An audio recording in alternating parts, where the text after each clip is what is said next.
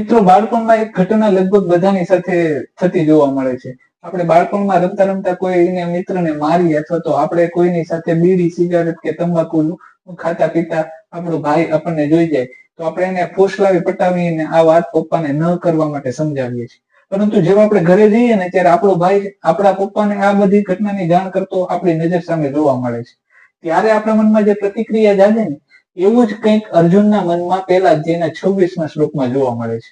બે સેનાની વચ્ચે જયારે કૌરવ પક્ષનું નિરીક્ષણ કરતો હોય ને અર્જુન, ત્યારે તેને પોતાના કાકા, મામા, સસરા, મિત્ર, શુભેચ્છકો આ બધા જોવા મળે છે વિરુદ્ધ સેનામાં. ટૂંકમાં આપણી સાથે છે, આપણી ભેગા છે, આપણા સપોર્ટમાં છે એવું કહીને ઘણી વ્યક્તિ આપણી વિરુદ્ધમાં પણ હોય છે. એ આ દુનિયાની ફિતરત છે એવું આ 26મા શ્લોકમાં મને તમને શીખવા સમજવા મળે છે. 27મો શ્લોક શું કહેવા માંગે છે નેક્સ્ટ એપિસોડમાં જોઈશું. ત્યાં સુધી આપ સૌને